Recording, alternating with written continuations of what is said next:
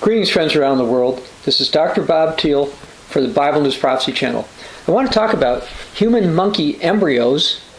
This is going to lead the lifer to death. Someone sent me a link to an article from The Economist, and I'd like to read the headline and a few portions of this. The creation of part human, part monkey embryos will discomfort many. Physics is famous for mind-bending ideas. Biology has mind-bending ideas too. Since they may concern the everyday world of living bodies, their impact is often felt much more viscerally.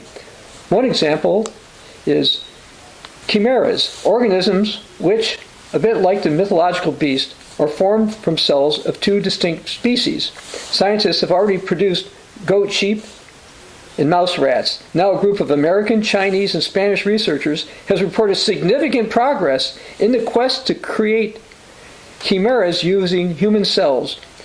In this case, combining them with cells from monkeys to form functioning embryos. Now, part of the reason that they say they want to do this is to make some type of internal organs that can be better transplanted into human beings who are ill. And the article from The Economist seems that this is a good idea because it said, quote, "But the potential benefits outweigh the risks." But that's wrong on so many different fronts. As a published scientist, let me say that humans cannot possibly know all the risks. Okay, so if we try to say benefits exceed the risk, they can't possibly know all the risks. And the other is there's other ways to accomplish what these claimed goals are, but they're not as intellectually or academically rewarding or professionally or corporate rewarding or profitable than other ways. They're just not as potentially lucrative. And that's one of the reasons why they're going the way that they are. Now, the Bible warns in 1 Timothy 6, first part of verse 10, "For the love of money is a root of all kinds of evil." But that's from the New King James, which is what I'll be quoting. "Don't be deceived. There are ethical ways to greatly improve human health that don't require blending human DNA with monkeys or other creatures." All right? But people say, oh, they just know everything, these scientists. The Bible warns in Romans 1:22 about those professing to be wise, they became fools. Yes, intellectual vanity is one of the reasons why certain helpful interventions, including various preventive steps related to, let's say, for example, COVID-19, weren't being pursued. Now, I'd like to read something else about this monkey-human thing from another source. This is from NPR. "For the first time, scientists have created embryos that are a mix of human and monkey cells. The embryos, described Thursday in the journal Cell, were created in part to try to find new ways to produce organs for people who need transplants," said the international team of scientists who collaborated the work. "But the research raises a variety of concerns. Such mixed species embryos are known as chimeras, or chimeras, chimeras as I would say from Michigan, but it's actually pronounced chimeras, named for the fire-breathing creature from Greek mythology that is part lion, part goat, and part snake. But this type of scientific work and the possibilities it opens up raises serious questions by some ethicists. The biggest concern, they said, is that someone could try to take this work further and attempt to make a baby out of an embryo made this way. Specifically, the critics worry that human cells could become part of the developing brain of such an embryo and the brain of the resulting animal. Should it be regulated as human because there's a significant portion of human cells in it, or should it be regulated just as an animal or something else?" Rice University's Matthews said. Well, actually a couple of years ago, Chinese forced human brain tissue into monkeys, and he claimed it makes them smarter. Let me read just a little bit about that. "Scientists added human brain genes to monkeys. Yes, it's as scary as it sounds. Scientists in China have created a new kind of monkey.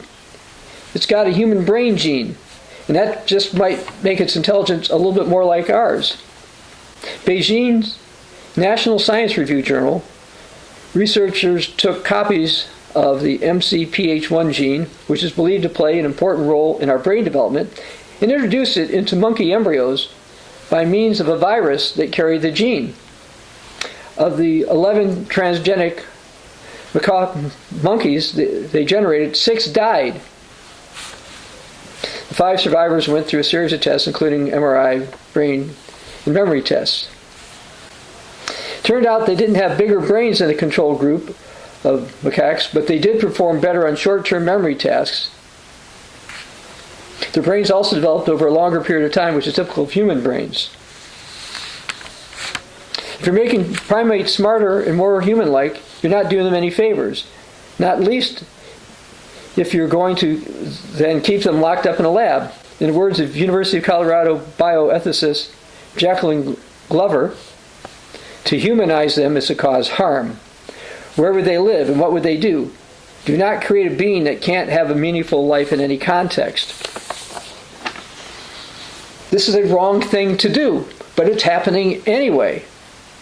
And I first started to warn about human-monkey experiments about at least 7 years ago. Now, as far as the difference between humans and monkeys go, it's more than just brain tissue. Humans are different because of God's design. In Job 32, verse 8, we read, "But there's a spirit in man, and the breath of the Almighty gives him understanding." But now humans seem to think they can give understanding to animals that they wouldn't have otherwise, etc. Frightening, you can call them Frankenstein-type monsters, are being worked on right now. Now in Genesis chapter 1, the Bible teaches when God made everything, it was good. And he also had everything reproduce after its own kind. But later in Genesis, there was a warning about what human ingenuity may do. Let's read that in Genesis chapter 11, starting verse 6. "And the Lord said, 'Indeed, the people are one, and they all have one language. And this is what they begin to do. Now nothing that they propose to do will be withheld from them. Come, let's go down there and confuse their language, that they may not understand one another's speech.'" Just because something can be done doesn't mean it should be done. We've got scientists around the world working on biological weapons, and it's certainly possible that things related to aspects of this were the cause of, or at least a contributing factor to the COVID problem that we've had, and will also be a factor in the ride of the 4th horseman of the apocalypse, which will be a much worse pandemic than we've ever seen. Now I want to go to the book of Daniel, Daniel chapter 12, and read verse 4. "But you, Daniel, shut up the words and seal the book until the time of the end. Many shall run to and fro, and knowledge shall increase." And having increased knowledge should be good if humans would use it right. But there's some warnings about human beings in the last days. Let's just read a series of them that's in 2 Timothy chapter 3, starting in verse 1. "But know this, that in the last days perilous times will come. For men will be lovers of themselves, lovers of money, boasters, proud, blasphemers, disobedient to parents, unthankful, unholy, unloving, unforgiving, slanderers, without self-control, brutal, despisers of good, traitors, headstrong, haughty, lovers of pleasure rather than lovers of God, having a form of godliness but denying its power, and from such people turn away." Now, how much love do scientists have for these interspliced animal-human entities that they're making?